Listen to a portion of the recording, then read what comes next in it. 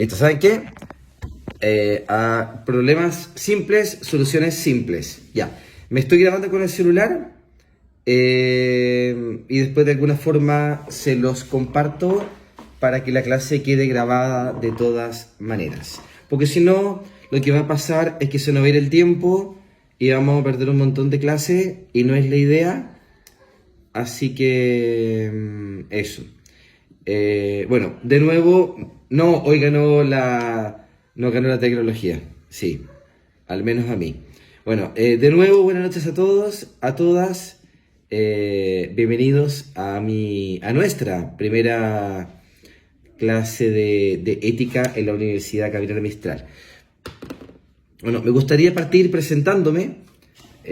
Ustedes no me conocen, pero antes que yo ser profesor y antes que usted ser alumno o ser alumna, somos personas.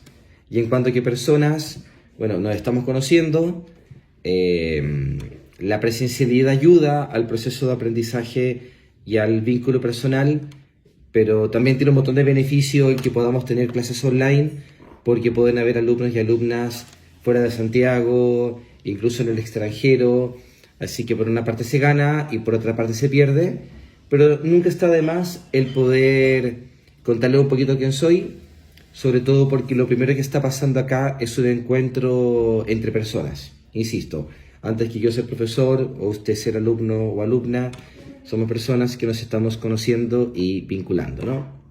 Mi nombre es Íñigo García. No sé si conocen el nombre Íñigo. Cuando uno se llama Pedro, se llama Pedro. No hay nada que explicar. Y cuando uno se llama Juan, y no hay nada que explicar, ¿no? Pero claro, el nombre Íñigo es un nombre poco frecuente, poco común. Tengo entendido que es de origen español. Significa Ignacio, en lengua vasca o en catalán, no sé. Y bueno, mi papá se llamaba así, seguramente mi abuelo paterno se llamaba así. Y Napo, el nombre Íñigo viene un poquito de ahí. ¿Qué les cuento de mí? Rapidito, porque lo más importante en la clase, no quién soy, pero insisto, me quiero presentar.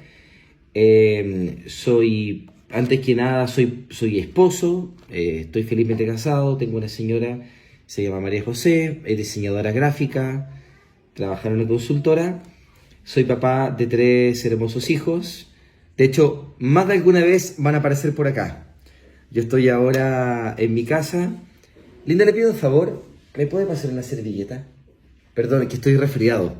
El fin de semana le agarró un bicho a mi hija Clarita. Antes de ayer cayó León. Ayer cayó la Elena con mi señora y ahora caí yo. Estoy con decaimiento. Ahí estoy a tapsin ya paracetamol. Pero no quería interrumpir la clase, mucho menos la primera clase. Ya. Bueno, les contaba, pues, papá de 3 hermosos hijos, Elena, Clara y León, de 8, 6 y 4 añitos, segundo básico, prekinder, kinder y prekinder. Y profesor. Esposo, papá y profesor. Soy profesor ya hace ya...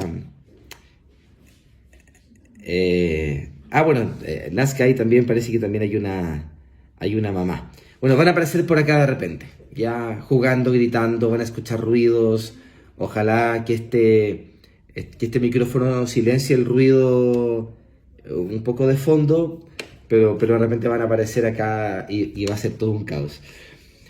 Soy profesor hace ya 17 años, partí haciendo clases el año 2009, trabajé en colegio, muchos años, 7 años trabajando en colegio. Qué lindo trabajar en colegio, porque cuando eres profesor de colegio eres un poco profesor, un poco psicólogo, un poco amigo, un poco confidente, un poco psicólogo, un poco exorcista, un poco de todo, ¿no? Y fui profesor jefe también, así que sé lo que es lidiar con apoderados fáciles y amigables y con apoderados un poco más complicados y menos amigables. Trabajé mucho tiempo en el Duoc. Me imagino que el Duoc lo conocen, es una cosa bien grande. En su momento eran 95.000 alumnos y alumnas. A lo mejor hoy incluso más grande todavía. Fue linda experiencia el Duoc. No es una universidad, es un centro de formación técnica. Es básicamente lo mismo, se imparte docencia, hay vinculación con el medio, La única diferencia es que la universidad, en teoría por lo menos, genera conocimiento, genera ciencia, de ahí la importancia de publicar libros, revistas indexadas, en fin, hay una producción de conocimiento que en principio el Centro de Formación Técnica no tiene la obligación de hacer, ¿no? Aunque puede eventualmente pasar. Y nada, pues hoy por hoy trabajo en la universidad. En este momento de mi vida trabajo ya hace 10 años en la Universidad Finisterra. No sé si les suena, no sé si lo ubican. Sobre todo la gente de repente del sur o del norte a lo mejor no la conoce. Es una universidad chiquitita, pero bueno, muy buena. Que no tiene la carrera de filosofía. Yo pertenecía a formación integral, pero hoy por hoy ya se formó la escuela de filosofía. Va a haber un bachillerato en humanidades y quizás el día de mañana se abra la carrera de filosofía, ¿no? Muy contento allí. Y también picoteo algunos cursos en la San Sebastián, algunos cursos diurnos, uno vespertino, y por supuesto acá también trabajo en la Universidad Gabriela Mistral. Llegué a la Mistral gracias a Sebastián Buceta, colega, y con mucho orgullo también digo colega y amigo. Así que nada, pues muy contento de estar acá. Ya es tercera vez que dicto el ramo de ética. Y siempre con mucha pasión y con mucho gozo porque me encanta enseñar, ¿ya? Si soy un buen profesor o un mal profesor, ustedes son los jueces, ustedes son las juezas y ya tendrán la oportunidad de evaluarme a fin de semestre. Bueno, si alguien recién se metió, partí un poquito torpe y un poquito lento porque no hallaba la forma de grabar la clase, pero me estoy grabando con el celular y después subo eso a, no sé, a YouTube. Hoy por hoy salvemos. La idea es no perder tiempo, ¿ya? Pero ya me comprometo de palabra, ya la próxima clase es estar experto en la nueva plataforma que cambió y dejar todo grabado y todo bien, pero al menos, bueno, siempre el plan B, el plan C. ¿Se acuerdan que yo les mandé, no sé si vieron por Blackboard, un link a Meet? Claro, porque de repente nos falla la plataforma, bueno, si nos falla, nos metemos por Meet, ahora no pude grabar, bueno, grabo con el celular, pero siempre tener el plan B, sobre todo para que la clase no se pierda y ustedes tampoco pierdan el tiempo. Me imagino que muchos trabajan, muchos tienen familia, entonces también el poco tiempo que tenemos hay que optimizarlo. No sé si hasta acá hay alguna pregunta. Esa es un poco mi vida, mi trayectoria profesional, laboral. En lo académico, y con esto termino, soy licenciado en filosofía, soy magíster en filosofía y ya pronto voy a ser doctor. Si todo va bien, les cuento que el 16 de abril, en un poquito más de un mes, defiendo mi tesis doctoral. Tengo que viajar a Barcelona. Viajo el martes 14, y estoy el jueves en la mañana, hora de Barcelona, defendiendo mi tesis doctoral. Así que si todo va bien, de acá a un mes más, ya voy a ser doctor, ¿no? En todo caso, el título del cual yo me siento orgulloso es el título de profesor, ¿ya?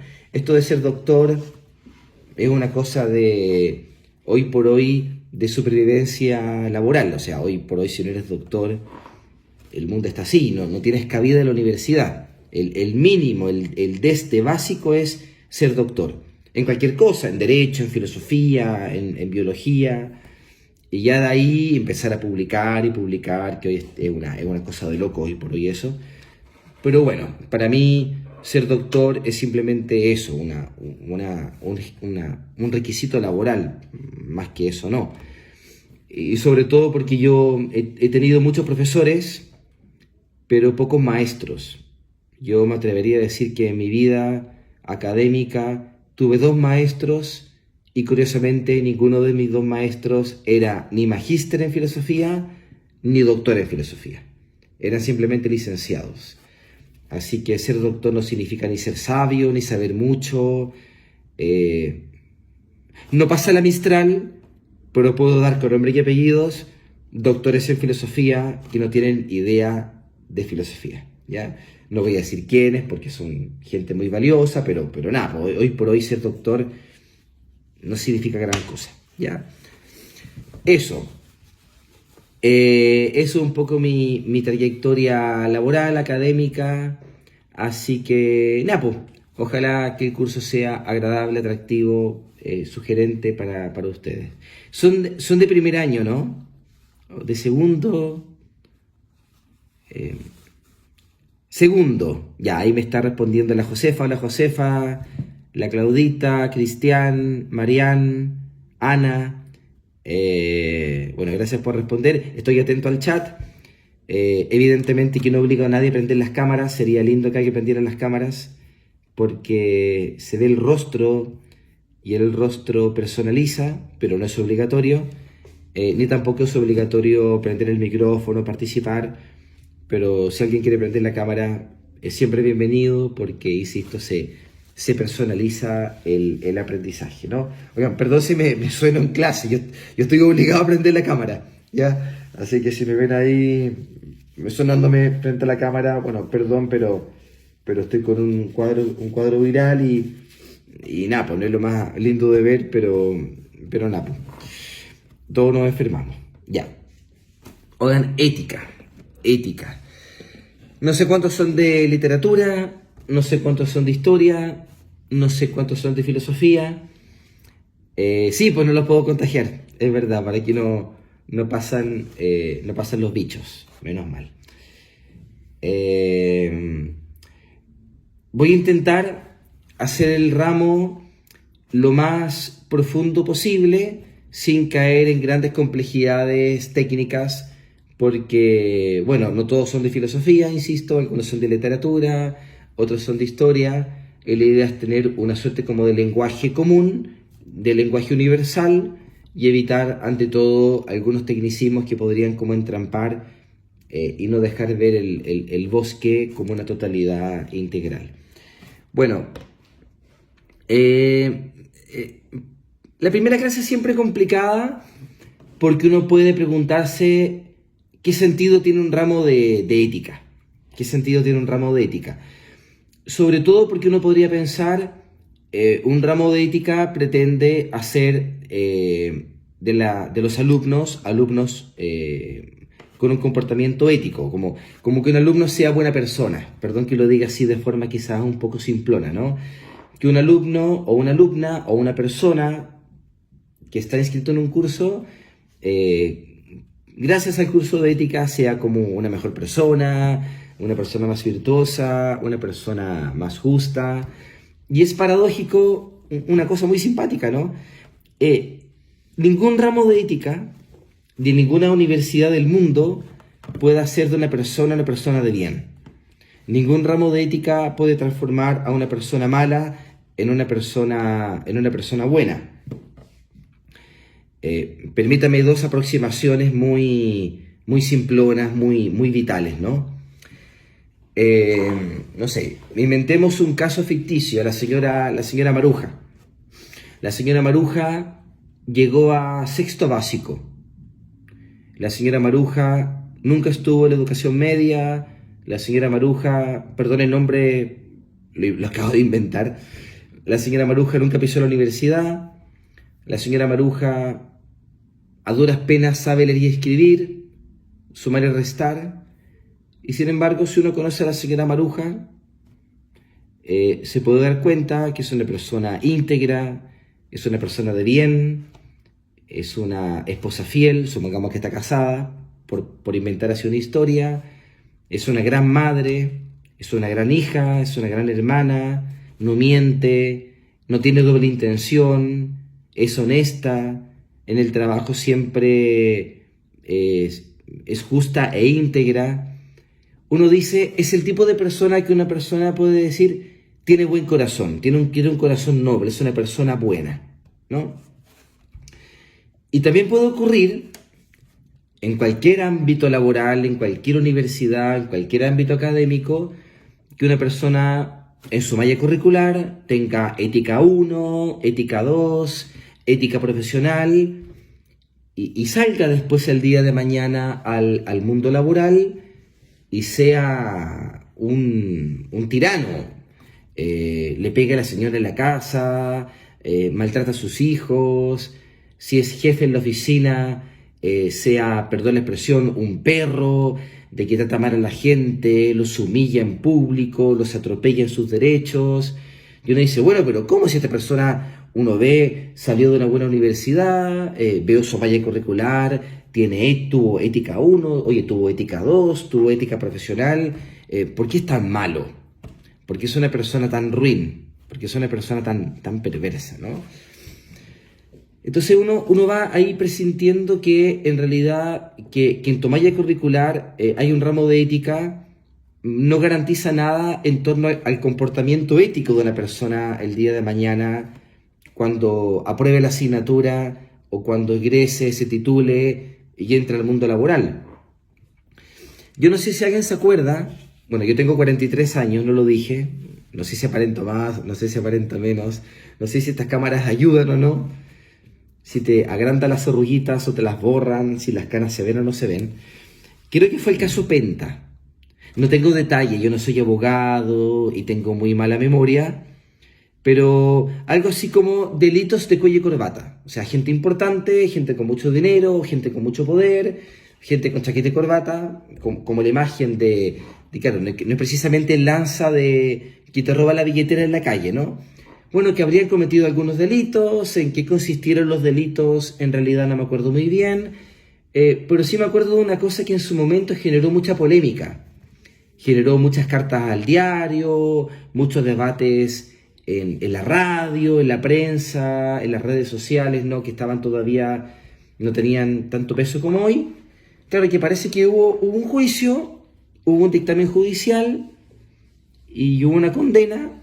Insisto, no soy abogado, no tengo el lenguaje técnico preciso del mundo de la abogacía, del mundo del derecho, es la idea general, y creo que la condena fue clases de ética, ¿no? Ya, usted señor cometió un delito, sí, bueno, pero es una persona importante, es una persona con mucho dinero, es una persona con mucho poder, entonces en vez de ir a la cárcel, va a tener clases de ética. Más o menos así es el tete, ¿no? El detalle, insisto, la minucia, no la tengo, pero creo que la idea general se va a entender.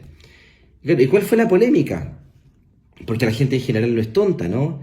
Oye, pero si estas personas cometieron delito, claro, van a tener una clase de ética, pero esa clase de ética no es como una varita mágica que haga que la gente se transforme en buena persona. Delaine, no sé si pronuncio bien su nombre, si no, Delaine, usted me corrige con todo cariño, hace una pregunta interesante, si la cárcel realmente ayuda a reformar.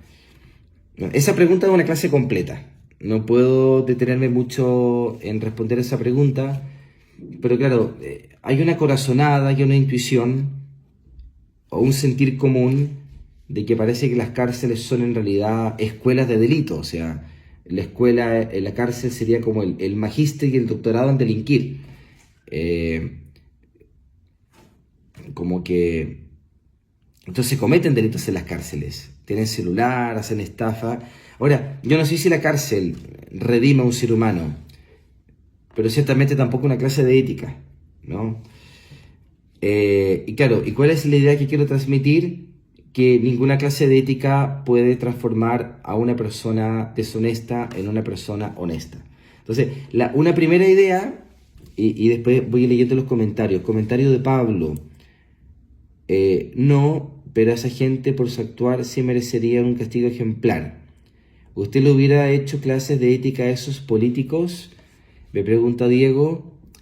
Mire, le voy a dar una respuesta muy sincera. Perdón, súper sincera, sí, súper estomacal, súper visceral.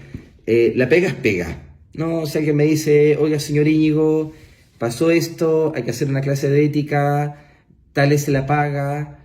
Bueno, hay que parar, como se dice vulgarmente, hay que parar la olla, ¿no? Pero le hubiera dado esa clase con plena conciencia de que lo que esa clase de ética no puede hacer es justamente transformar a una persona injusta en una persona justa. Una persona que delinque en una persona que no delinque. Una persona que cometió un mal a una persona que comete o hace el bien. ¿no? Entonces, quizá una primera idea que haya que derrumbar en una clase de ética es que no puede hacer algo que a lo mejor muchos piensan que es una clase de ética en su sentido y en su fin, que es hacer a alguien o malo o neutral una persona de bien, ¿no? Entonces, una clase de ética creo que no puede tener ese fin. Y sin embargo enriquece. Y sin embargo creo yo que tiene un lugar y un significado en una malla curricular.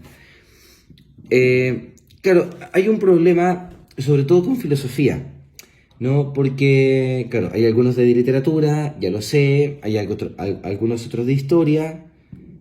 Puede ocurrir que la gran mayoría justamente sea de literatura o historia y los de filosofía sean poquitos. Pero claro, uno dice, bueno, si estoy en la carrera de filosofía, el ramo de ética tiene un interés histórico, tiene un interés académico, tiene un interés conceptual, ¿no? Es decir, conocer las distintas corrientes éticas, básicamente hay tres. Aquí hay una trampa, permiso, voy a hacer un pequeño paréntesis, porque cuando uno habla de filosofía, muchas veces se olvida que hay filosofía oriental. Hay filosofía en China, hay filosofía en la India. Claro, ampliando un poco el concepto de filosofía, ¿no? Hay filosofía en el hinduismo y en el budismo y en el taoísmo. Hay un autor español que se llama Jesús Mosterín, debe estar muerto muy viejo, que tiene una historia de la filosofía y tiene un tomo completo dedicado a la filosofía oriental. Si a alguien le gusta el tema, si a alguien le gustaría picotear, hojear el libro, yo encantado, ahora no, porque me interrumpiría la clase, pero si quieren ya mañana se los puedo compartir por mensaje de Blackboard, les mando el link, en fin, ¿no? Porque claro, cuando uno habla de filosofía, es un paréntesis, hay que volver al punto después. Suele hablar de filosofía occidental, ¿no? Vale decir filosofía básicamente greco-romana, la filosofía cristiana, la filosofía de los primeros padres de la iglesia, la filosofía escolástica, la filosofía moderna, la filosofía posmoderna o contemporánea, ¿no? Y eso un poco sesgado porque también hay unas corrientes de filosofía oriental que son súper interesantes, ¿no? Bueno, dicho ese paréntesis, claro, en filosofía occidental tenemos tres grandes corrientes de pensamiento ético. Tenemos la filosofía clásica o también llamada ética de la virtud o ética de la finalidad, cuyo principal pilar histórico es Aristóteles. De hecho, acá tengo, si me están viendo, tengo acá una versión bastante de fiar de la editorial Gredos, una editorial española con traducciones bastante meritorias. Aquí tengo la Ética Nicómaco, la Ética Eudemia o Ética Audemo de Aristóteles, ¿no? Y en ese sentido, por ejemplo, Tomás de Aquino es deudor de Aristóteles en esa línea y sería como un primer pilar o una primera corriente o una primera vertiente de fundamentación del comportamiento ético, ética de la virtud, ética aristotélica, ética de la felicidad, en fin. Profe, ¿por esas corrientes orientales tienen la misma rigurosidad que la filosofía de Occidente? Don Cristian, tremenda pregunta. Claro, la filosofía occidental ha estado marcada por dos cosas que son súper importantes. La primera, la rigurosidad lógica. De hecho, Aristóteles es el padre de la lógica silogística parte con Aristóteles, eso es una certeza histórica, ¿no? La necesidad imperiosa de la racionalidad, que tú no puedes decir nada en filosofía que o sea evidente o que no se pueda concluir lógicamente a partir de un principio evidente, ¿no? Y la segunda característica, quizás que para añadir una tercera, la segunda característica es, y sobre todo con la filosofía moderna, es su imperiosa necesidad de dialogar con las ciencias.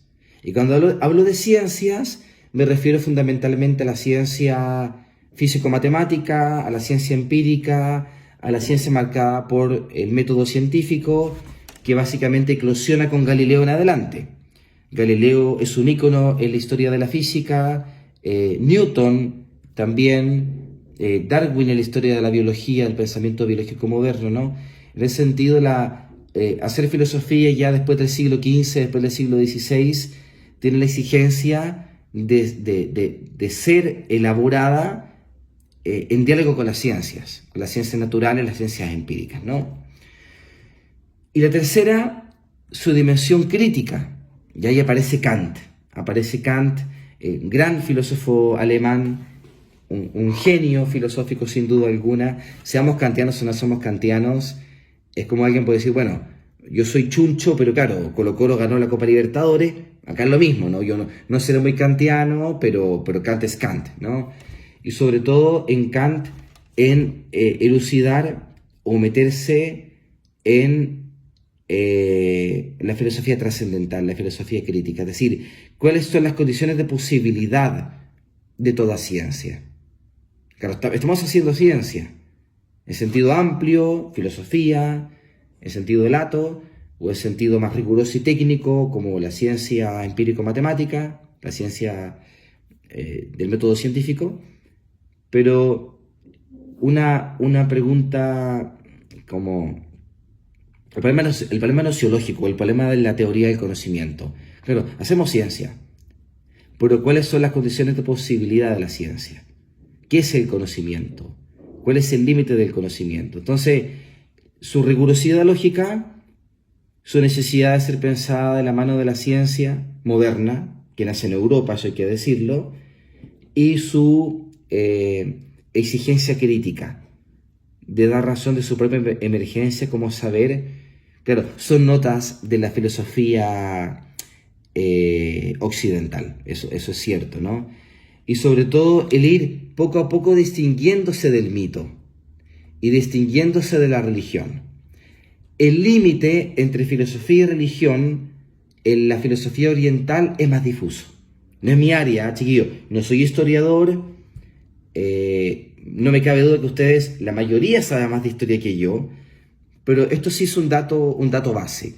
Claro, en la filosofía oriental el límite entre el mito, la religiosidad y la filosofía es más difuso, ¿no? Y en ese sentido podríamos decir, siendo muy respetuoso con la filosofía oriental, que a lo mejor no tiene esa rigurosidad crítica, esa rigurosidad científica y esa rigurosidad lógica, que sí marca, por ejemplo, el pensamiento de Aristóteles, el pensamiento de Hegel, el pensamiento del mismo Kant que ya mencioné, ¿no? Por interesante pregunta, Cristian, ¿no? Ya vuelvo, pero me interrumpen cuando quieran, la clase es de ustedes. Una segunda gran corriente ética, ustedes seguramente ya la intuyen, Heidegger. Uy, don Diego, Heidegger es complejo. Sobre todo el segundo Heidegger, porque el segundo Heidegger ya le hace ciertos guiños de ojo a la poesía. De hecho, hay un filósofo de las ciencias que se llama Mario Bunge, o Mario Bunge. No sé muy bien cómo se pronuncia. Bunge se escribe, ¿no? Que dice Heidegger no es filosofía. Una sarta de elaboraciones cuasi poéticas que no tienen ningún sentido y ninguna lógica. Para otros, Heidegger es el gran filósofo del siglo XX, ¿no? Bunge, me dicen acá, Diego, ¿no? Yo creo que Heidegger es un filósofo profundo, es un filósofo neto, eso no cabe duda, ¿no? Pero puede ser que Heidegger, sobre todo el segundo Heidegger, porque se habla de un primer Heidegger, de un segundo Heidegger, se vaya más bien por la vertiente poética, por la vertiente literaria, y eso es válido. es válido. Hay muchas formas de hacer filosofía, ¿no? Y también, y perdón el comentario, hay que volver a Kant, pero uno dice, por ejemplo, Dostoyevsky, sobre todo acá para los que estudian literatura, ¿no? Que más de algún fan sabrá del gran Dostoyevsky. Claro, Dostoyevsky no hace filosofía en sentido técnico, pero no podemos negar que tiene profundidad filosófica, ¿no? O un Kafka, para mí son mis dos escritores novelistas favoritos, ¿no? Yo tengo ahí mi panteón y está Aristóteles, Dostoyevsky, Kafka, ¿no? Son muy distintos entre sí, pero claro, tienen una profundidad digna de ser considerada también en la filosofía, ¿no? Bueno, perdón, que estoy muy atento, sí, o sea, la literatura rusa es increíble. Gogol, Tolstoy, Dostoyevsky, en fin, ¿no? Ya, es que estoy muy atento al chat, estoy muy atento a las preguntas que me van haciendo. Hermann Hesse es increíble. Demian, el juego de los avalorios, Siddhartha, claro, en sentido amplio también son una cierta filosofía, ¿no? Claro, más desde la aproximación literaria que desde la aproximación técnica, rigurosa, lógica y logística, ¿no? Claro, es muy distinto a un Hermann Hesse de un Aristóteles, eso es indudable, pero en cuanto a la profundidad, a la hondura humanista, ambos son potentes, ¿no? Ambos son potentes, ¿no? Ya, bueno, un segundo gran modelo ético, ustedes me imagino que ya lo saben, o por cultura general, o porque tuvieron filosofía en el colegio, o porque a lo mejor le ha gustado picotear algún libro de ética por aquí o por allá, es el modelo kantiano, ¿no? O la ética deontológica, o la ética del deber, que es muy interesante, ¿no? Con la formulación del primer, segundo y tercer imperativo categórico. Ahí, claro, los libros fundamentales son la crítica de la razón práctica, la metafísica de las costumbres, la fundamentación de la metafísica de las costumbres, que son como los pilares fundamentales de la ética deontológica, ¿no? Y un tercer modelo, voy rápido porque no es el punto que me interesa hoy, es, claro, la ética utilitarista. La ética utilitarista que fundamentalmente se apoya en Jeremy Bentham y en John Stuart Mill, que son los principales, los fundadores en Inglaterra, el pensamiento anglosajón en el siglo XIX, ¿no? De hecho, hay una anécdota muy curiosa porque, bueno, yo nunca he pisado, yo conocí Europa recién el año pasado, nunca había ido a Europa, fui por mi tesis doctoral, ahora tendré que volver, pero voy muy poquitos días, ¿no? Pero algún día me encantaría conocer Oxford, que es una universidad preciosa, grande, ¿no? Bueno, tengo entendido, por favor, si alguien sabe más que yo me corrige, que el cuerpo de Jeremy Bentham está en Oxford, ¿no? Y es curioso porque tiene dos cabezas. La historia es un poco que, bueno, Jeremy Bentham fue un niño prodigio. Tengo entendido que el papá de Jeremy Bentham descubrió que su hijo a los 3 o 4 años estaba leyendo la enciclopedia británica solo. O sea, había aprendido a leer y estaba leyendo ni más ni menos que la enciclopedia británica. O sea, no estaba leyendo, no sé, pues Papelucho Barrabases, con todo respeto a Papelucho y con todo respeto a Barrabases, ¿no? Que además no están en inglés. Y nada, pues, o sea, claramente un niño aprende a leer solo a esa edad, tiene ciertos dotes propios de un niño prodigio, ¿no? Y bueno, me imagino que fue una figura de mucho peso porque cuando murió... Le respondo al tiro Diego, termino la idea para no interrumpir y le respondo Diego su pregunta. Bueno, me imagino que fue una figura de mucho peso porque cuando murió Jeremy Bentham se intentó, no tengo las palabras exactas ya, no sé si se llama embalsamar o momificar el cuerpo de Jeremy Bentham, pero la cabeza quedó como mal embalsamada. Creo que con Hugo Chávez, el ex, no sé si llamarlo presidente, no sé si llamarlo dictador, no me quiero meter en líos políticos, ¿ya? Usted ponga en el rótulo lo que quiera. Pero Hugo Chávez también cuando se murió estaba la intención de embalsamar su cuerpo, pero parece que estuvo expuesto más días de los que correspondía, hacía calor, y parece que hay todo un proceso muy riguroso de embalsamamiento moderno. Bueno, la cosa es que no se pudo embalsamar, pero parece que sí se intentó embalsamar a Bentham, pero por la razón que sea, la cabeza quedó mal embalsamada. Entonces, y además creo que los alumnos de Oxford, o un grupo de alumnos de Oxford, se robaron la cabeza de Bentham. Entonces andaban ahí por el patio de la universidad con la cabeza del profesor Bentham, y cuento corto, la cabeza se recuperó. Entonces, si alguien aquí, no sé si de puro sapo quiere, podría buscar en Google Imágenes Jeremy Bentham, y va a ver que está en una urna de cristal, y que hay dos cabezas. La cabeza de arriba, que está sobre los hombros, sobre el cuello, es de cera, no es real. Y entre las piernas, entre los pies del cuerpo momificado o embalsamado, está la cabeza, que es como una cabeza como más fea, más tosca. Es la cabeza real de Bentham, mal embalsamado, con ojos de cristal. En fin, y por eso tiene dos cabezas, ¿no? Bueno, Jeremy Bentham y John Stuart Mill, insisto, perdón mi dispersión, los fundadores de la escuela o de la ética utilitarista, también llamada consecuencialista, ¿no?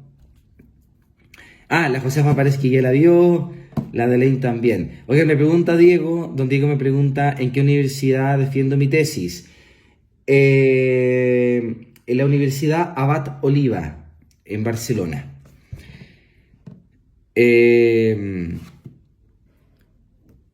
Bueno, si quieren después les cuento un poquito mi trayectoria también, claro, porque les conté mi trayectoria laboral. Y les conté que soy magíster, que ahora voy a ser doctor, pero claro, un poco mi beta filosófica no se las conté.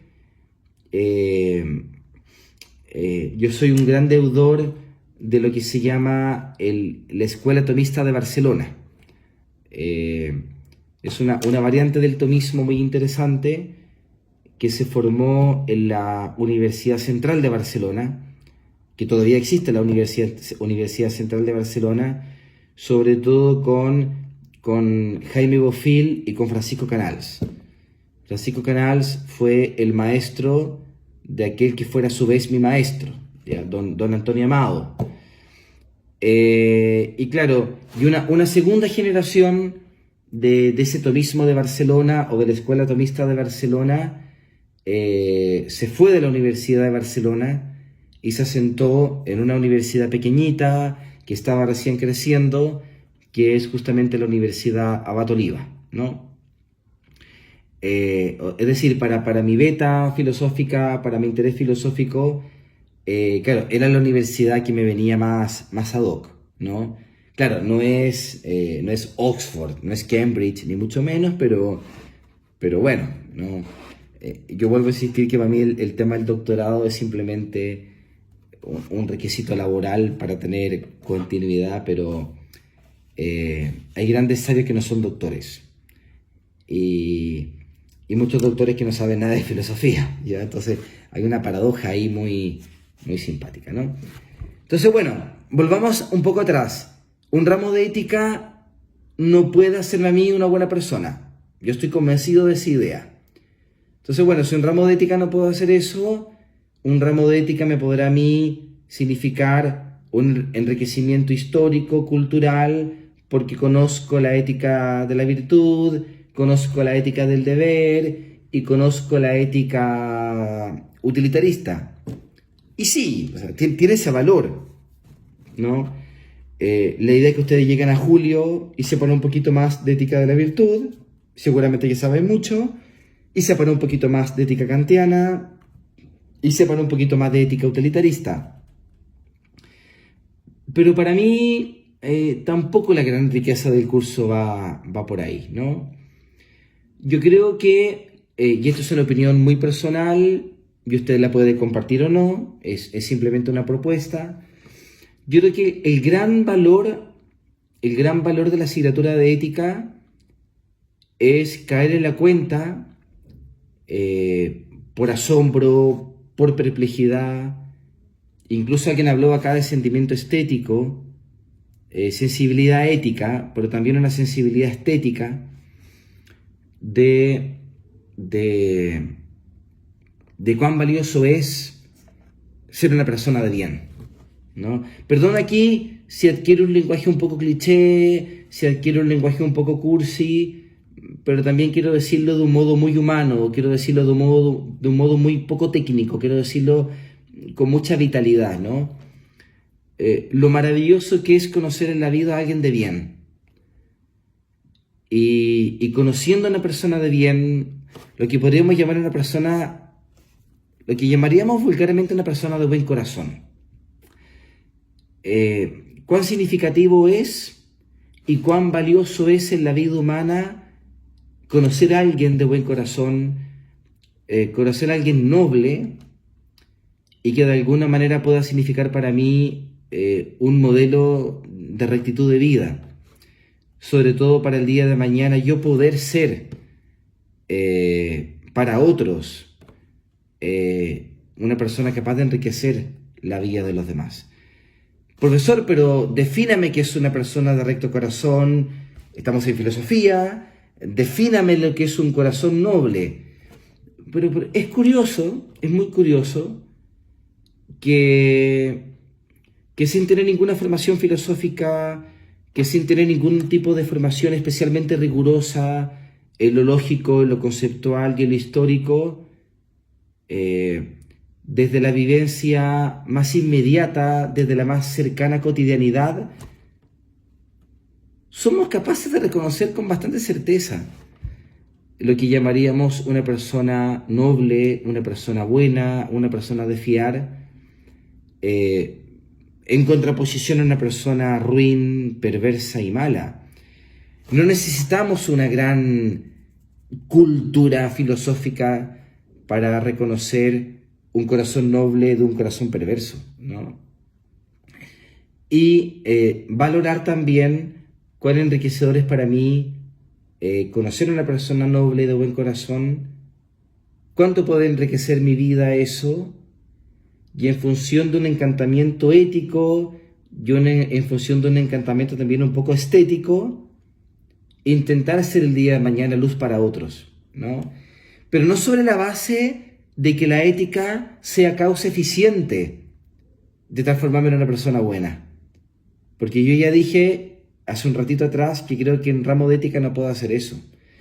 No es algo mecánico, sobre todo porque me banco el libre albedrío, me banco la libertad de Ignacio, la libertad de Diego, la libertad de Jan, de Delaine, de Claudia, de Pablo, de que independiente de lo que yo diga, independiente de lo que yo hable, independiente de lo que podamos leer o no podamos leer, yo no soy la causa eficiente de que usted sea una buena persona, ¿no? A lo sumo puedo llegar a mostrar lo bello y lo noble que es ser una persona de bien, y que vía un encantamiento ético, un encantamiento estético, nazca desde lo más profundo de ustedes transformarse en una persona así, para ser personas de bien para otros, ¿ya? Evidentemente tiene que estar la rigurosidad histórica, tiene que estar la rigurosidad filosófica, la rigurosidad conceptual y ética, y lógica y científica de un ramo universitario, tiene que estar la exigencia, tiene que estar la evaluación, la nota, la asistencia, porque también son los formalismos propios de una asignatura universitaria, pero sabiendo que el gran fin no es transformarlos en buenas personas, porque el ramo de ética de suyo no puede hacer eso, y sabiendo que apunto a algo mucho más importante, siendo importante, ojo, pero mucho más importante que simplemente ganar en cultura y conocer un poco más en su vertiente histórica estas tres grandes corrientes éticas, ¿no? Porque las podemos conocer, y ya podré ser yo experto en ética aristotélica, o ya podré ser yo experto en ética deontológica, o ya podré ser yo experto en ética utilitarista o consecuencialista, académicamente experto, publicar en grandes revistas indexadas sobre el tema, y sin embargo en mi vida cotidiana y en mi vida práctica ser una persona que está muy al debe en este ideal de ser una persona de bien para los demás, ¿no? De hecho pasa que hay grandes académicos que en su vida privada y íntima no destacan precisamente por sus virtudes. Oigan, yo no sé si se va a enojar porque alguien me mencionó a Heidegger, Diego me mencionó a Heidegger, pero claro, Heidegger es polémico justamente por eso, ¿no? No quiero armar la trifulca acá, no quiero que se arme la Tercera Guerra Mundial. O sea, que el conflicto que acá se puede armar supera el conflicto de Irak o supera el conflicto de Ucrania, porque no es la idea. Pero claro, nadie puede dudar las credenciales filosóficas de Heidegger, pero claro, es compleja su filiación al Partido Nacional Socialista. Se sabe que Husserl, el maestro de Heidegger, judío, tuvo que huir de la Alemania nazi. Al parecer fue muy pasivo Heidegger, o no hizo nada, o a lo mejor no podía hacer nada, pero parece que no hizo mucho en defender o apoyar a su maestro de la persecución nazi. Su misma participación, quizás lejana, quizás pasiva, pero participación en el Partido Nacional Socialista. De hecho, muchos reniegan de la filosofía de Heidegger solamente por su adherencia al partido nazi, ¿no? Y bueno, y sabemos, y esto es sabido y recontrasabido, esto lo dice hasta discípulos de Heidegger, que claro, era un poco picarón con las alumnas, perdón que lo diga, pero es verdad, ¿no? Tenía su amorío con algunas alumnas, creo que una de ellas, me puedo equivocar, la famosa Hannah Arendt, ¿no? Y Heidegger era casado, y bueno, parece que el matrimonio de Heidegger no era precisamente el más feliz. Sé un poco como de Cagüines así como más de pasillo, ¿no? Que tampoco Heidegger era el papá más feliz del mundo. Entonces, claro, queda opacada la filosofía de Heidegger por haber sido miembro del partido nazi, insisto, un miembro participativo o un miembro más pasivo, pero estaba inscrito en el partido nazi, según entiendo. Oscurece la filosofía de Heidegger el haber sido un marido infiel, oscurece la filosofía de Heidegger que haya sido un académico y un profesor que tenía sus aventuras con alumnas. La respuesta se la dejo a usted. ¿Ya? Se llama pensamiento crítico, se llama pensamiento autónomo, se llama pensamiento libre, pero claro, uno dice, a lo mejor, ser un gran académico y ser un gran experto de suyo no significa ser una persona con un comportamiento ético intachable, ¿no? Una cosa no se sigue de la otra. Entonces, entre la importancia de ser una persona de bien y tener un gran saber enciclopédico en torno a la historia del pensamiento ético, yo debo reconocer muy humildemente, me interesa más lo primero, ¿ya? Me interesa más una persona noble y buena, aunque no sea tan erudita en griego, filosofía alemana, que una persona de repente con una gran erudición histórica, filológica, lógica, una gran rigurosidad, pero que sin embargo pasa por la vida, no digamos que haciendo el mal, porque sería como una caricatura, ¿no? Heidegger tampoco era un perverso y un ruin que pasaba haciendo el mal, pero claro, uno dice, estaba al debe en muchas cosas, desde el punto de vista de la virtud, de la justicia, de la prudencia, de la templanza, de la fortaleza, en fin, ¿no? Bueno, también pasa con Pablo Neruda, solamente para hacerle ahí un guiño de ojo a la gente de literatura, que más de alguno o más de alguna gozará con la poesía. Claro, parece que Pablo Neruda no era precisamente el padre del año, perdón que lo diga de esa manera quizás tan vaga, pero sin duda alguna es un gran poeta. No cualquiera saca premio Nobel de Literatura. Y aunque yo creo que humildemente hay un argentino, Jorge Luis Borges, merecía el Nobel de Literatura y no se lo dieron nunca. Ya. Pero bueno, hay muchos que no lo tienen y quizás lo merecieron, pero los que lo tienen por algo, ¿no? Entonces, ¿hasta dónde separo el genio poético de Neruda, su comportamiento ético como papá? ¿Se puede separar? ¿No se puede separar? ¿La persona es la misma, pero son ámbitos distintos? Bueno, son preguntas muy complejas que no sé si puedo responder. Pero claro, yo no puedo negarlo, y como que me salgo del closet con ustedes en ese sentido en la primera clase. Yo entre una gran erudición filosófica y ser una persona de bien, encuentro que hay más nobleza en ser una persona de bien, ¿no? En fin, eso, ¿ya? Entonces, el ramo de ética no lo pueden hacer buenas personas, no.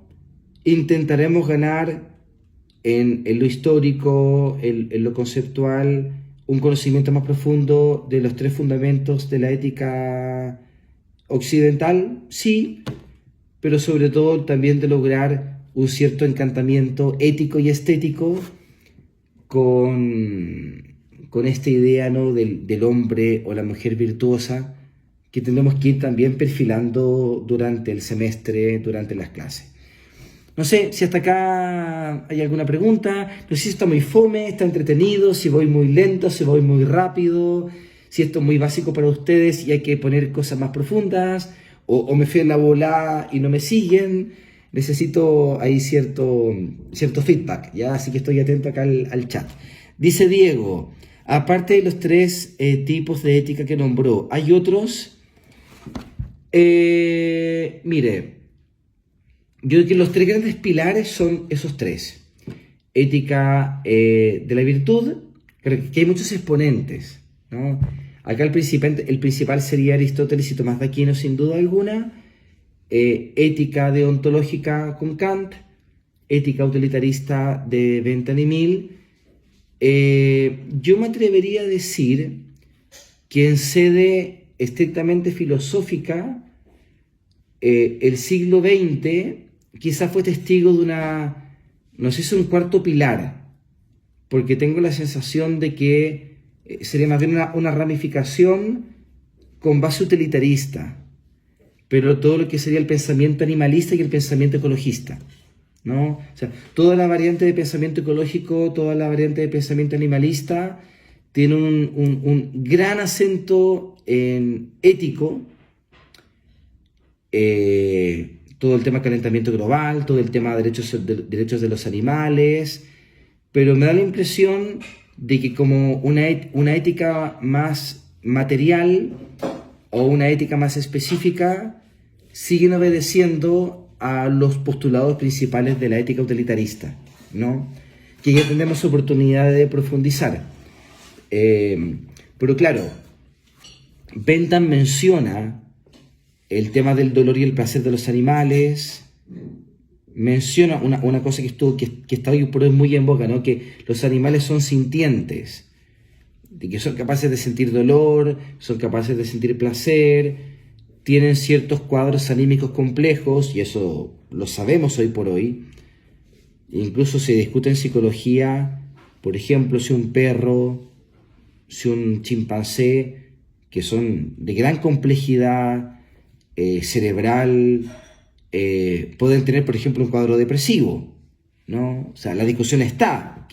Si decimos que no, decimos que sí, es otro problema, ¿no? Pero yo creo que, claro, el ecologismo integral, el pensamiento animalista, tienen una fuerte beta ética, pero me parece a mí, me puedo equivocar, que en el fondo son ramificaciones de lo que se llamaría pensamiento utilitarista.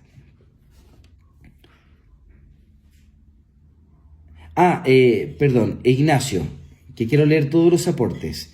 Siendo profesor universitario es más sencillo aterrizar los alcances de la ética, de la clase de ética, pero es sencillo hacerlo en la escuela, colegio, según su experiencia. Quiero decir, a diferencia que otros problemas o disciplinas filosóficas, creo que inevitablemente la ética, al ser una ciencia práctica, nos interpela necesariamente. Al tratar asuntos como la virtud, los vicios, el bios, etc., no puedo menos que examinarme. Oigan, eso de examinarme, qué lindo, ¿no? Bueno, me gustaría ir para allá. No sé si entiendo bien el comentario de Ignacio, pero creo que hay un concepto muy bonito que ya tendremos que ir definiendo, que es el concepto de autarquía, que podríamos traducir así rápidamente como autogobierno, autarquía, autogobierno en griego, ¿no?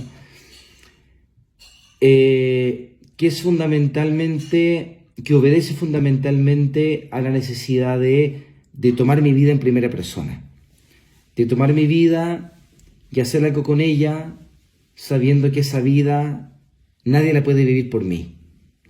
Y en ese sentido creo que una vida ética es una vida autárquica, una vida que se hace responsable de sí misma. Y una vida que se hace responsable de sí misma inevitablemente es una vida en constante autoexamen. Es un poco quizá la gran herencia de Sócrates, ¿no? Una vida que no se examina a sí misma y una vida que no se examina a sí misma desde el punto de vista ético, tal vez es una vida más pobre. No sé si no digna de ser vivida, porque yo no soy quien para decir quién merece vivir o quién no, o qué vida es más digna que otra, o qué forma de vivir es mejor que otra. Pero parece que una vida que se asume a sí misma críticamente desde el punto de vista ético tiene más herramientas para una vida autorrealizada y para una vida satisfactoria que una vida que se agota en la superficialidad del día a día. No sé si le respondo, Ignacio, a su comentario. ¿Cómo se define ética?, me pregunta Mella. Claro, ya lo dijo un poco Ignacio, ¿no? Sería una ciencia de carácter práctico. Ya la va a ir perfilando también Aristóteles en la Ética Nicómaco, un saber de carácter práctico, no teórico, una ciencia que tiene en vistas los modos de alcanzar el fin último, que es la felicidad. En sede aristotélica es una disciplina muy ligada a la política. Básicamente tiene que ver con un saber hacer o un saber vivir. De hecho, el mismo Aristóteles habla de la prudencia como una suerte como de sabiduría práctica.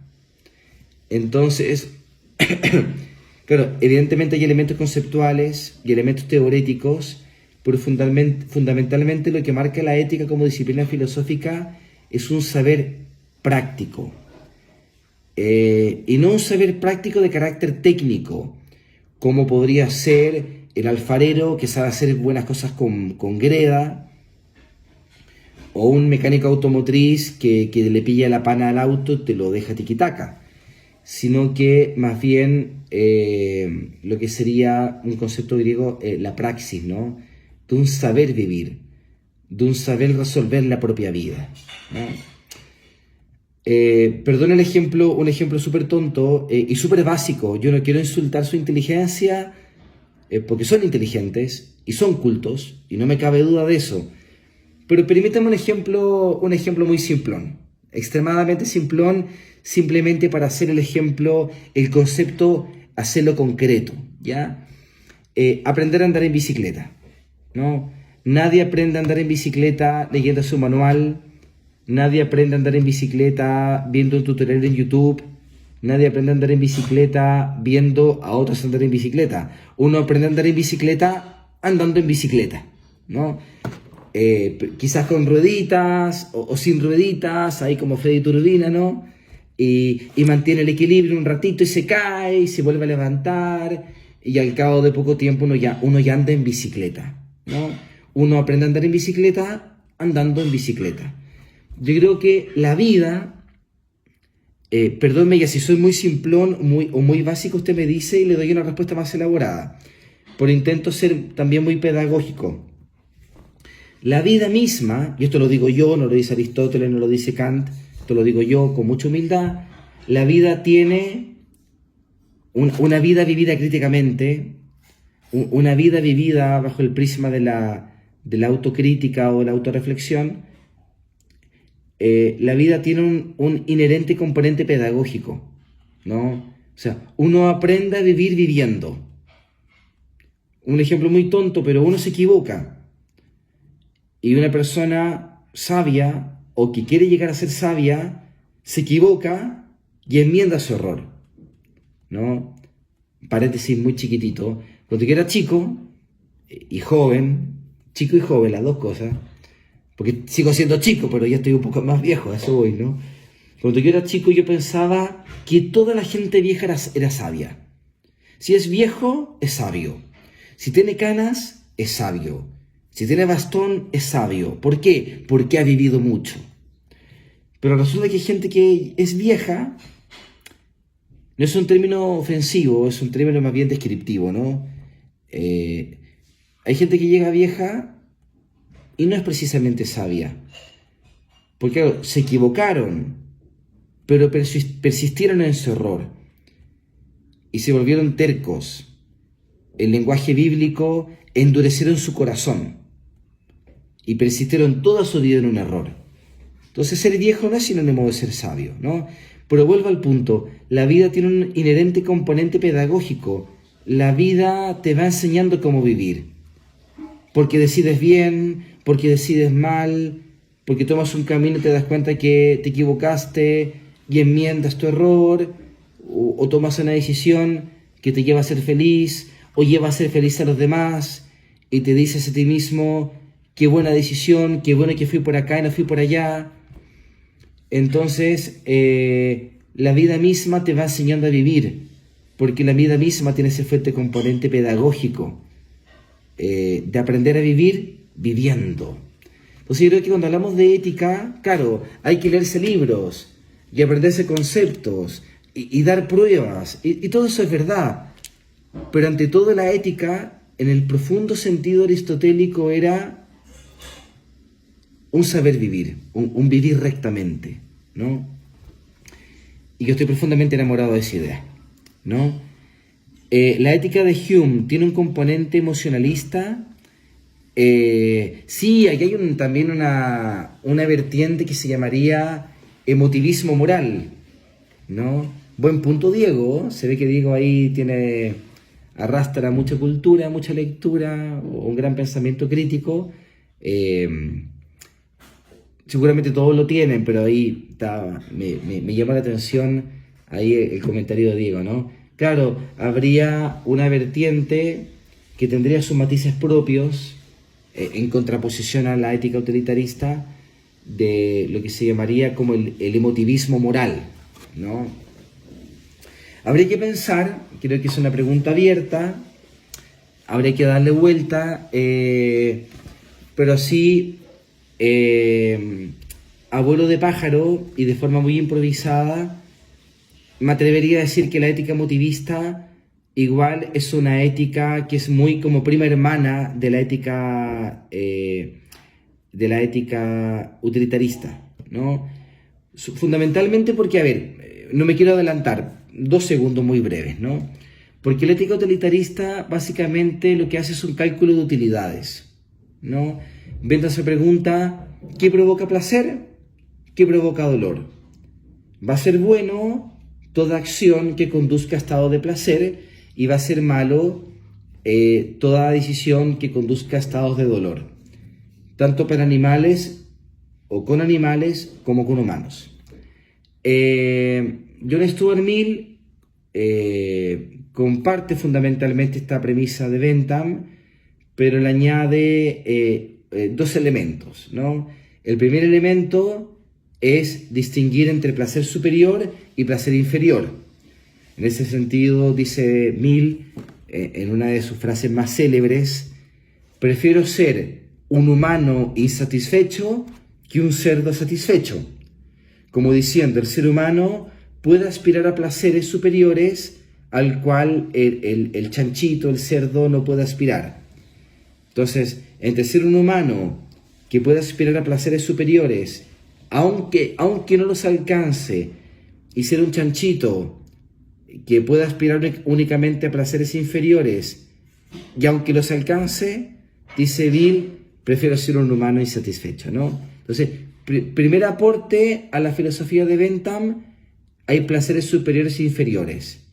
Y habrá que darle preferencia, evidentemente, a los placeres superiores. Y la segunda patita que añade Mill, en contraste con Bentham, es el placer para la mayoría. Es decir, si una acción suscita placer para pocos y otra acción suscita placer para muchos, habrá de preferirse la acción que trasunta en placer para muchos, en contraposición a la acción que trasunta en placer para pocos. Sobre todo si están en conflicto entre sí. Entonces, ¿hay que buscar el placer y rehuir del dolor? Sí, pero se suma placer superior y placer para la mayoría.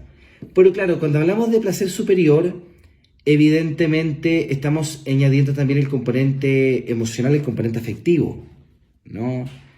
Es decir, escuchar una sinfonía de Beethoven en vivo y en directo, por ejemplo, en el Teatro Municipal, que es una experiencia fascinante, ¿no? No es lo mismo escuchar la novena de Beethoven en la radio o en un parlante que estar allí en vivo y en directo, ¿no? Escuchar la novena sinfonía de Beethoven es una experiencia estética, es un placer, pero es un placer que está revestido de elementos afectivos y emocionales, ¿no?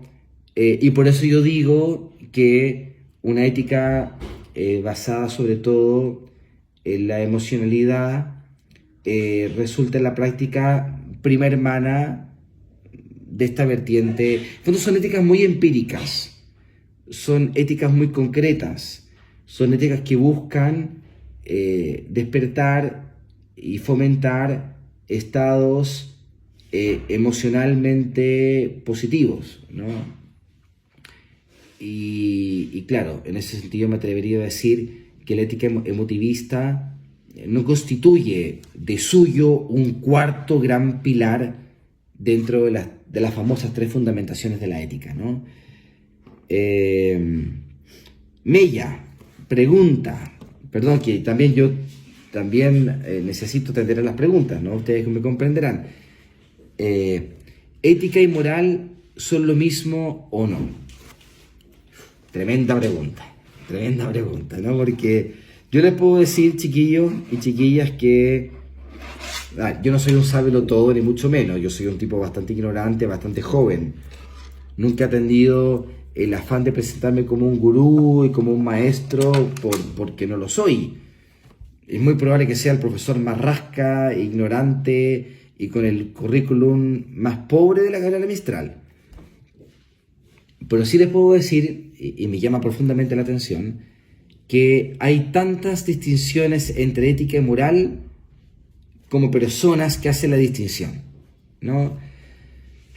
Yo me atrevería a decir que la respuesta que más me satisface, o la respuesta que más me convence, va un poco por esta línea, ¿no? O sea, en algunas discusiones es casi intercambiable, ética, moral, moral, ética, y va a dar ciertamente lo mismo, hablar de moral o hablar de ética. Pero atendiendo a la pregunta y intentando responderla, una propuesta Mella, que usted podrá evaluar críticamente si le satisface o no como respuesta, ¿no? Yo creo que la moral está más vinculada con las costumbres, con las tradiciones y por ende con un fuerte componente histórico y cultural, ¿no? Es decir, ciertas cosas que en muy nobles tradiciones y culturas se han ido acuñando como nobles, como justas, como virtuosas, como loables, ¿no?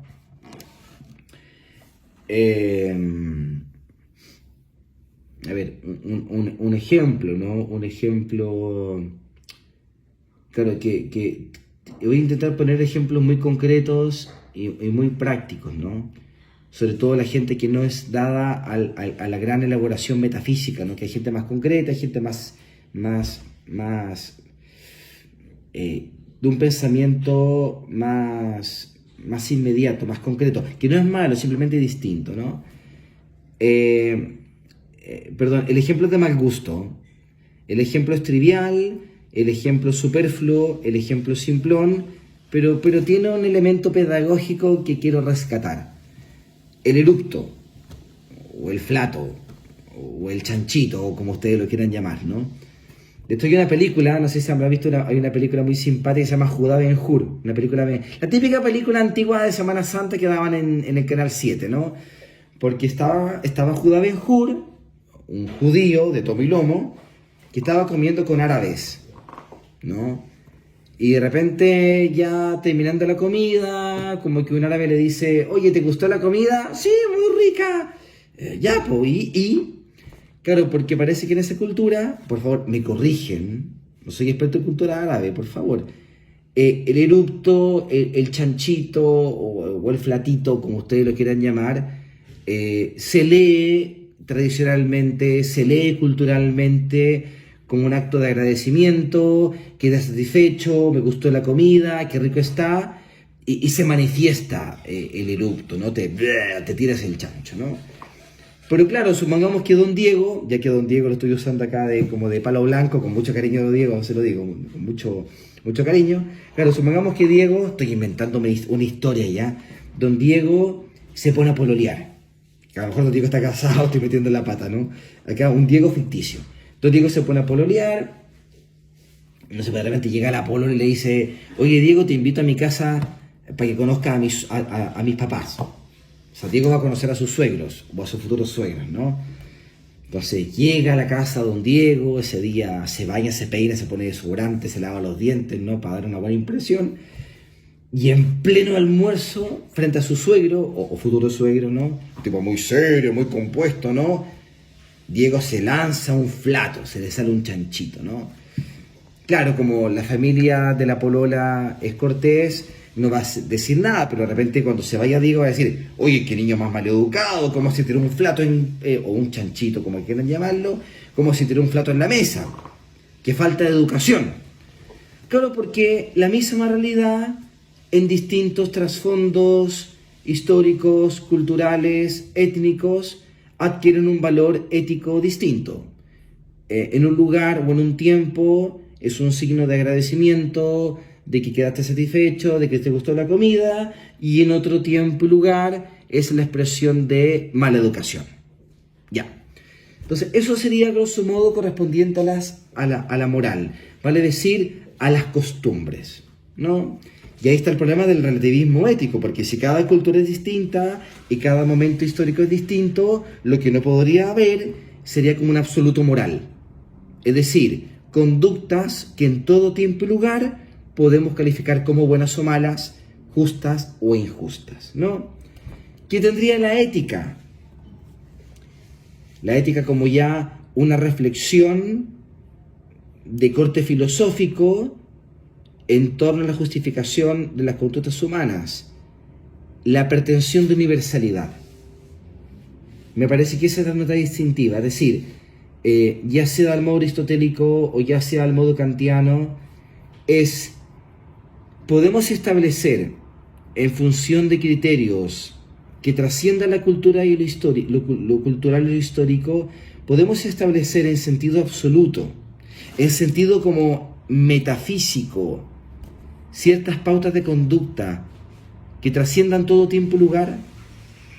No, ¿es la felicidad algo definible común para todo ser humano en cuanto a que es ser humano? ¿Hay alguna conducta que en todo tiempo y lugar podamos justificar como injusta e irreprochable?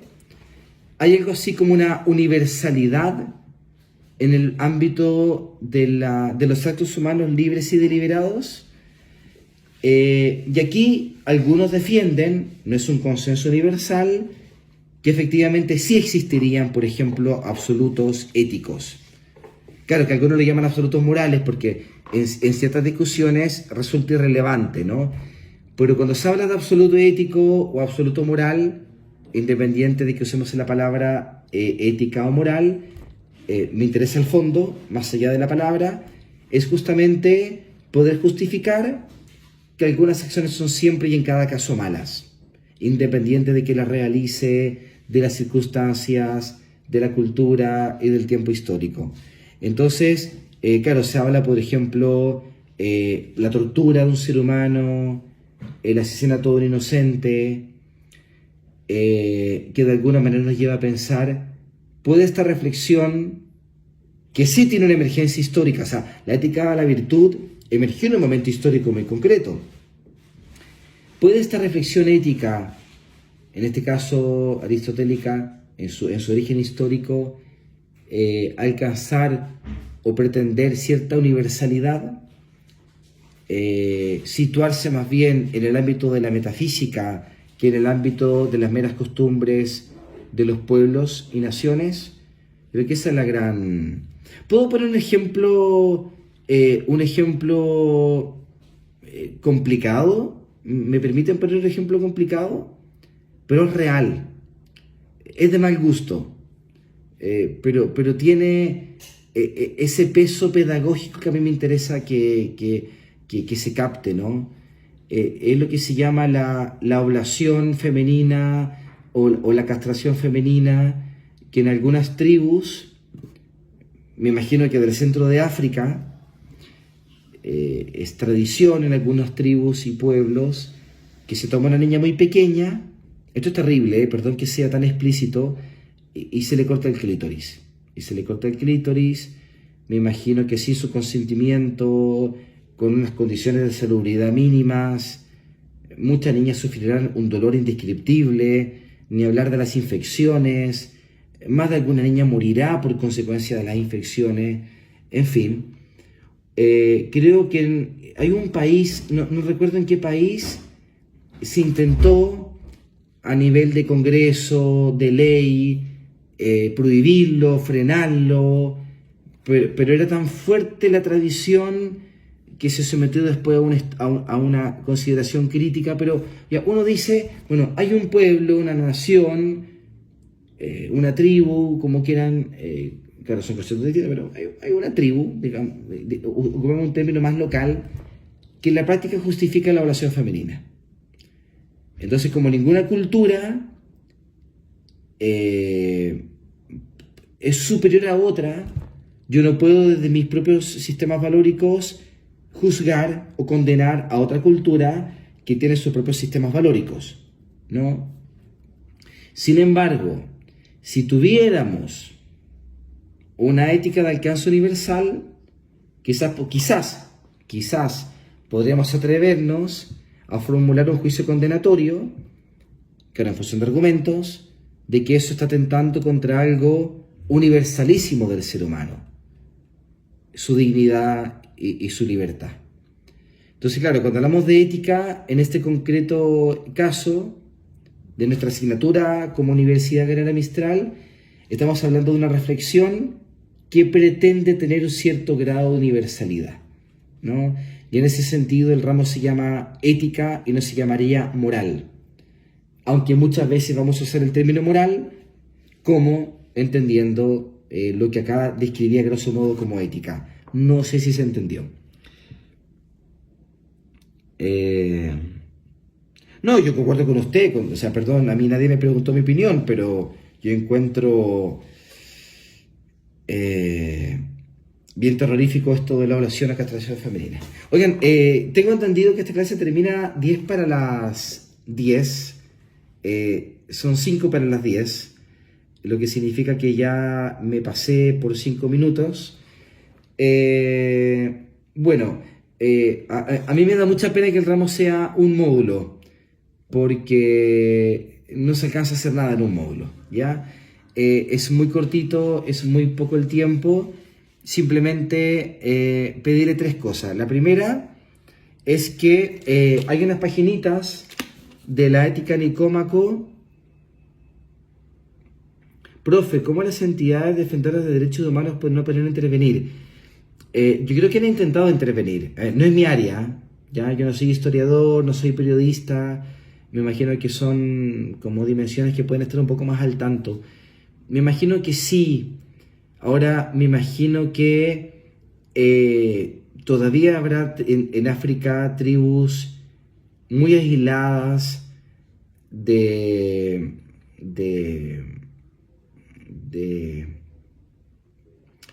a ver, como que de alguna manera hay tal aislación que estas cosas que son de sentido común permean con más dificultad. El acceso a una buena educación, el acceso a la cultura, a libros, a estudios superiores, en algunos lugares es muy hostil, y por ende la intervención del Estado me imagino que también es más torpe, más tosca, más lenta.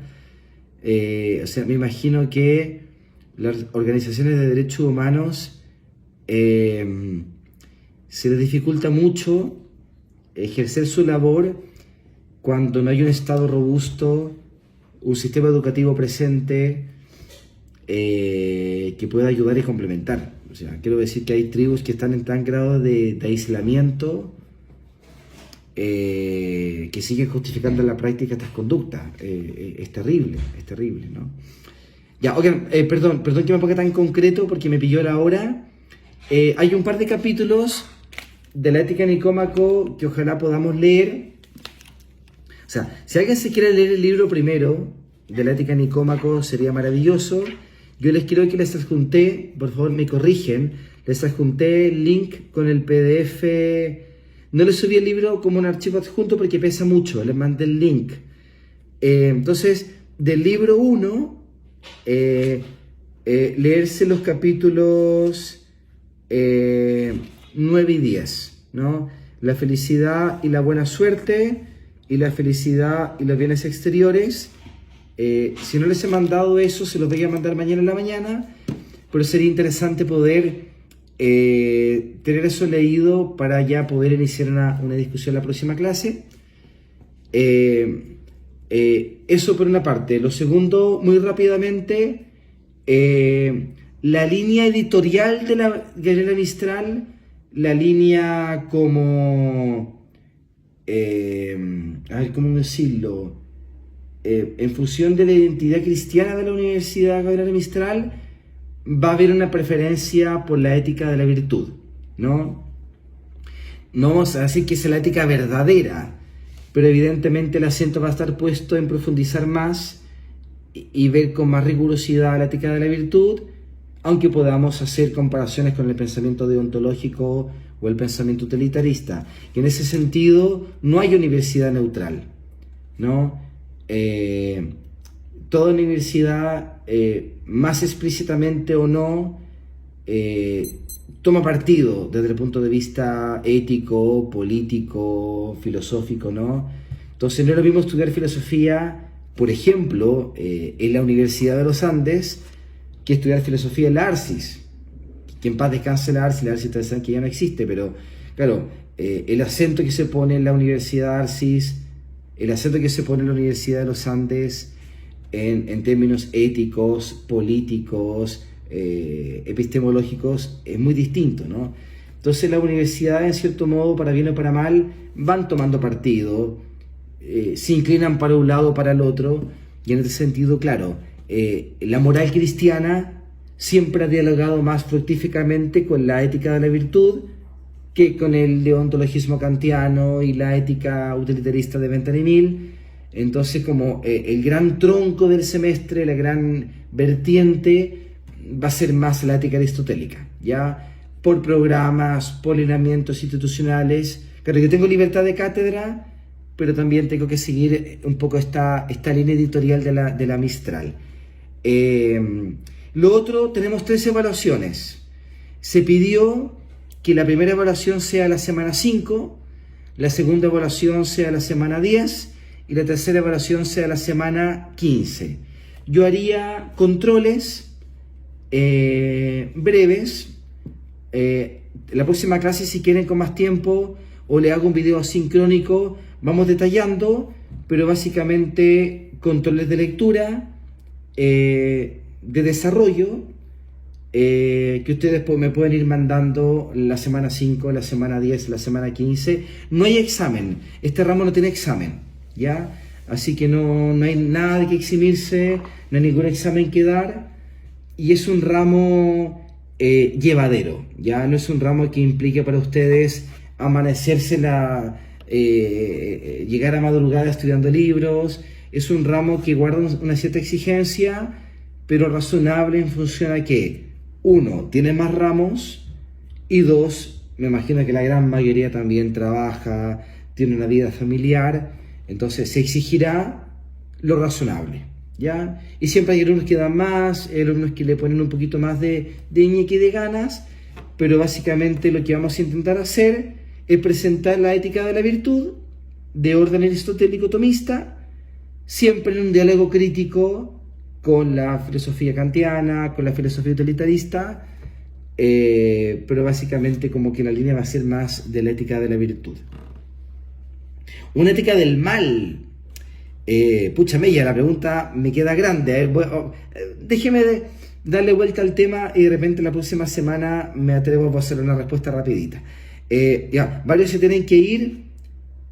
Mariana ya se fue o se tiene que ir. Bueno, me pilló un poco la hora. Ya. Oigan, la clase es un poco dispersa, pero ojalá que haya podido más o menos mostrar qué es la ética, qué intento lograr con ella como asignatura, cuál va a ser un poco la línea del curso durante el semestre, y que vamos a tener 3 evaluaciones en la semana 5, en la semana 10 y en la semana 15, y que el ramo no tiene examen. Les debo el programa. Me encantaría mandarles un sílabus con la planificación clase a clase, y ya para la próxima semana tener fijadas las fechas para que ustedes se puedan planificar bien y ordenar su semestre. No sé si les parece. Ya, aquí la Ana me dice que sí. Ya, chiquillos, oigan, un placer. Sí, entonces me comprometo a mandarles programa, sílabus, las fechas y la bibliografía de la asignatura, ¿ya? Perdón, no se pudo grabar por acá, pero lo estoy grabando con mi celular. Ya, buenas noches a todos. Que estén súper bien y nos vemos el próximo miércoles. Un tremendo abrazo. Chao.